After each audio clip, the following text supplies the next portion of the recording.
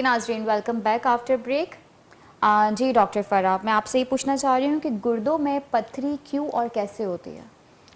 गुर्दों में जो पत्थरी होती है उसकी दो वजूहात हैं। एक तो ये कि पानी जो है जो कि हमें दिन में 12-13 ग्लास तो कम से कम पीने चाहिए, लेकिन होता ये है कि जैसे आजकल थोड़ा सर्दी का मौसम आ गया है और प्यास नहीं महसूस होती, तो पानी जो है कम पिया जाता है।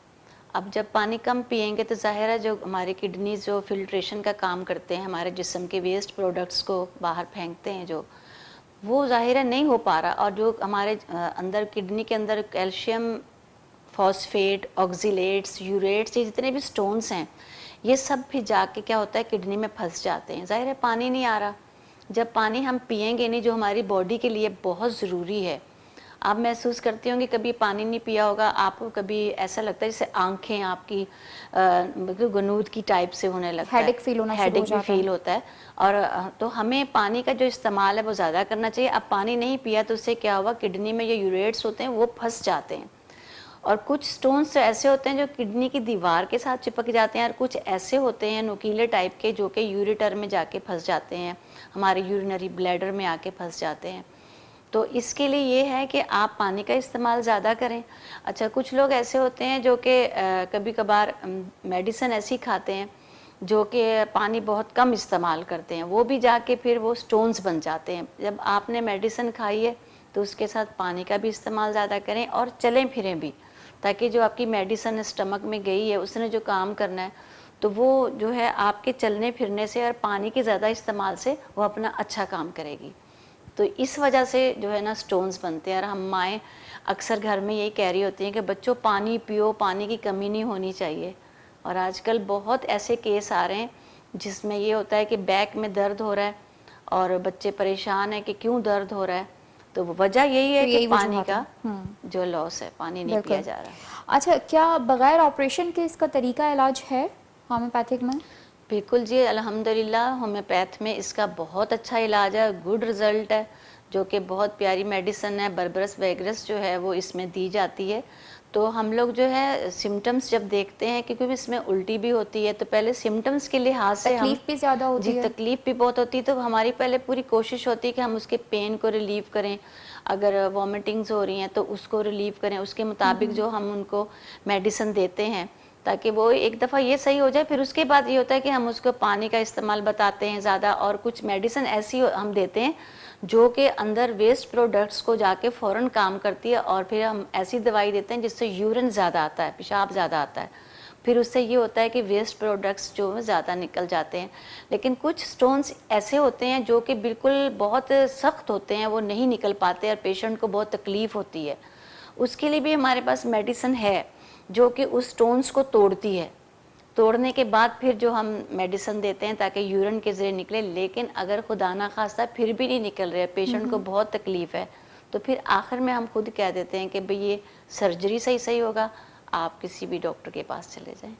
अच्छा, तो ये जो अद्वियात आप देती हैं, लाइक इस कंडीशन में जो अद्वियात दी जाती हैं होम्योपैथिक की, तो क्या वो इमीडिएट रिजल्ट देते हैं? क्योंकि पेशेंट को तो तकलीफ हो रही होती है, तो क्या वो फ़ौरन उसको दर्द से आराम मिलता है और इलाज हो जाता है फ़ौरन, या टाइम बिल्कुल लगता है? नहीं, थोड़ा सा जैसे दर्द है वो तो आहिस्ता आहिस्ता रिलीव होता है ना। लेकिन ये है कि जो उनको इतनी तकलीफ हुई होती है वो फिर हम बता देते हैं कि देखो थोड़ी सी तकलीफ होगी, क्योंकि इसमें ये होता है कि ज़्यादा होता है, फिर उसके बाद समझ लीजिए कि अब कामयाबी है, अब इंशाल्लाह ठीक हो लेकिन आप जाएगा। ऑपरेशन की तकलीफ से बच जाएंगे। हाँ, ऑपरेशन की तकलीफ से। ठीक है। अच्छा, डेंगू बुखार का इलाज जो है वो होम्योपैथिक में मुमकिन है? किस तरीके से इलाज होता है इसका? देखिए ऐसा है कि जो डेंगू फीवर है, हम लोग तो ये कहते हैं कि जो भी बुखार है हम उसके सिम्टम्स को देखकर मेडिसिन देते हैं। और डेंगू में ये है कि जैसे एलोपैथ वाले तो प्लेटिलेट्स को देखते हैं, फिर उसके बाद जैसे जैसे कम होते हैं फिर पेशेंट का उसी के मुताबिक इलाज होता है, फिर ब्लड दिया जाता है, प्लेटिलेट्स दिए जाते हैं, और उनसे कहा जाता है जूसेस का इस्तेमाल करें। लेकिन होम्योपैथिक में ये इस तरह की कोई बात नहीं है। आपको टेम्परेचर है, आपको क्या शीवरिंग हो रही है, सर्दी लग रही है, या आपको क्या हो रहा है, उसके सिम्टम्स के लिहाज से हम इलाज करते हैं। और जब हम रिपोर्ट में देखते हैं कि उनकी प्लेटिलेट्स कम है, तो उसके लिए भी हमारे पास दवाई होती है जो कि आयरन और प्लेटिलेट्स को सही करते हैं।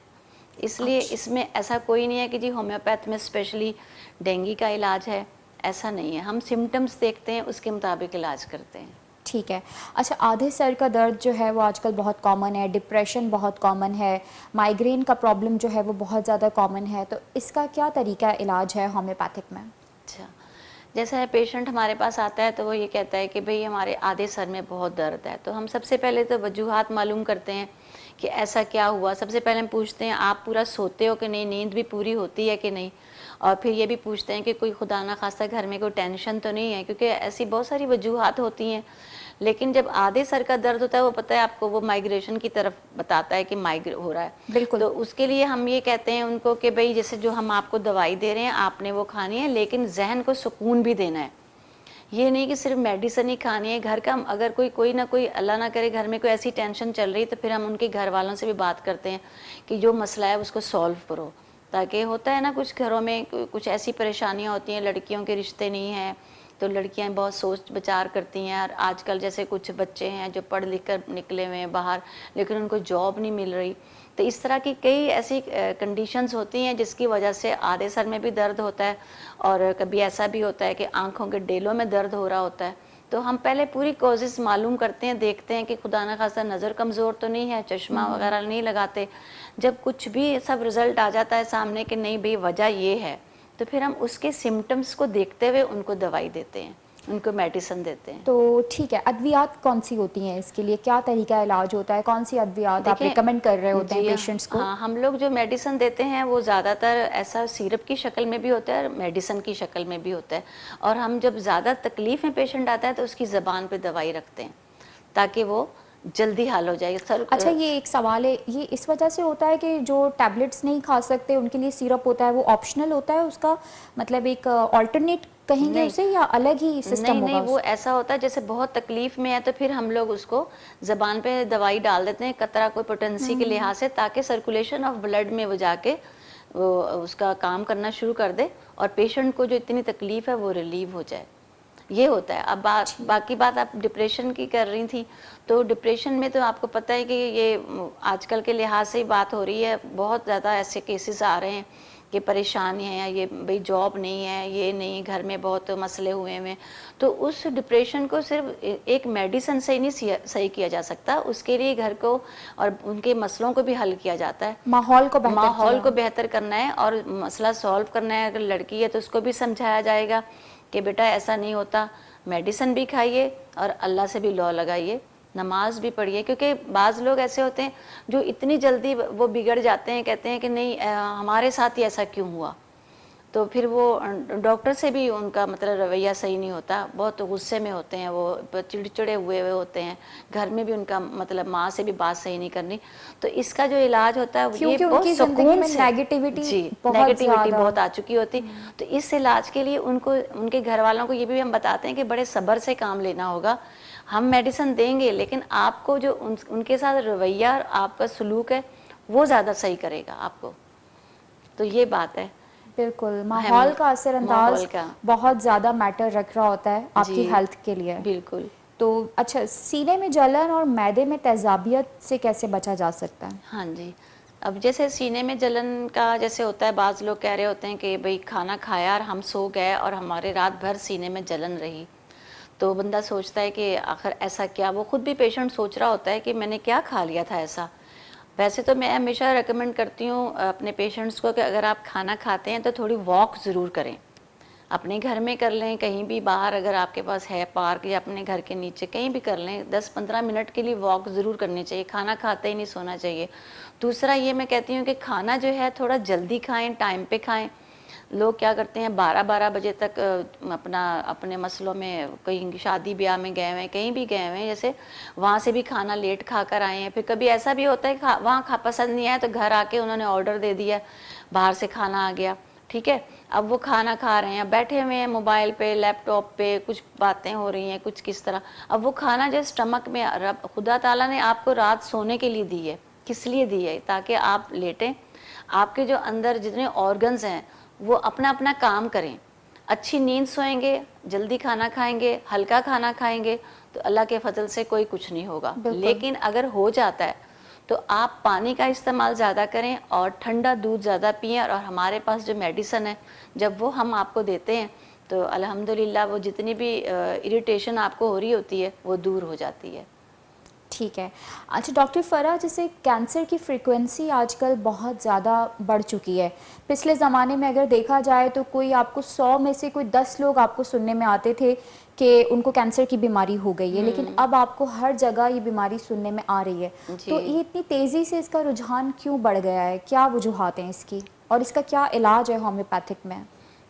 ایسا ہے کہ دیکھیں پہلے تو کم سنتے تھے ہم، لیکن اب زیادہ اس لیے بھی ہو رہا ہے کہ ایک تو ڈائٹ اچھی نہیں، خوراک اچھی نہیں لوگوں کی جو سوچیں ہیں وہ اچھی نہیں. تیسری بات یہ کہ جس طرح کے ٹائم سے کھانا کھائیں گے، ٹائم سے بیٹھیں گے، وہ صحیح ہے. لیکن اگر آپ کے اندر کوئی تبدیلی آئی ہے، آپ فوراً ڈاکٹر سے رجوع کریں. ہمارے ہاں کیا ہوتا ہے، ہماری بچیاں جو ہوتی ہیں وہ اپنی کوئی ایسی بیماریاں ہوتی ہے، کوئی محسوس ہوتا ہے جسم کے اندر کوئی گلینڈ ہے، کچھ بھی ہے، کہ وہ اپنی ماں سے ذکر کریں، اپنی ماں کو بتائیں کہ ایسا ایسا ہو رہا ہے. تو ماں جو ہوگی مشورہ کرے گی، ڈاکٹر سے جا کے ملے گی. کچھ لڑکیاں ہوتی ہیں جو نہیں بتاتی، ان کے لیے تو بہت بعد میں برے رزلٹ آتے ہیں، کیونکہ کینسر آپ کو پتہ ہے 3 سٹیجز میں ہوتا ہے. اگر پرائمری پہلے شروع میں دکھا دیا جائے تو اللہ کے فضل سے بالکل صحیح ہو جاتا ہے. لیکن اگر آپ آخری حالت میں سیکنڈری میں جا کے دکھائیں گی تو پھر آپ کو پتہ ہے وہ تو بہت ہی زیادہ سٹارٹ کے کیا سمپٹمز ہوتے ہیں اس ایک میں فیمیل کو، یا کیسے پتہ چلے گا بیسکلی ایک انسان کو کہ اسے یہ بیماری ہے؟ میں فار ایگزامپل کہیں جیسے بریسٹ کینسر ہے، آپ کو پتہ ہے اس میں گلٹی کامن ہے. محسوس ہوتی ہے. تو آپ اس کو چھوٹا نہ لیں کہ نہیں اس میں درد نہیں ہو رہا، ایسی بات نہیں ہے. آپ اس کو ایسے ہی اپنی ماں سے یا کسی سے بھی شیئر کریں، آپ اپنے ڈاکٹر سے شیئر کریں تو وہ آپ کو بتائیں گے اور اسی وقت اس کا علاج ہو جائے گا.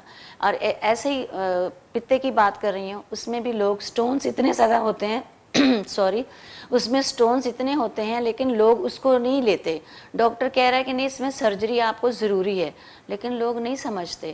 آخرکار کیا ہوتا ہے، پھر کینسر ہو جاتا ہے. تو ڈاکٹر جب ہومیوپیتھ کے جب ڈاکٹر بولتے ہیں آپ کو کہ دیکھیں بی بی میں آپ کا علاج کر رہا ہوں، لیکن چونکہ یہ آپ کا مرض پرانا ہو گیا ہے، آپ کو بہت تکلیف ہے، تو آپ ایسا کریں آپ اس کی سرجری کرا لیں.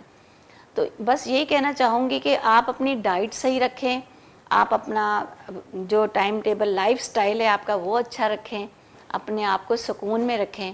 تو الحمدللہ میں کہتی ہوں بیماری بھی رب دیتا ہے اور شفا بھی رب ہی دے گا. بے شک بے شک. ڈاکٹر فرح، بریک کا وقت ہو چکا ہے، تو بریک کے بعد ہم یہیں سے کنٹینیو کرتے ہیں.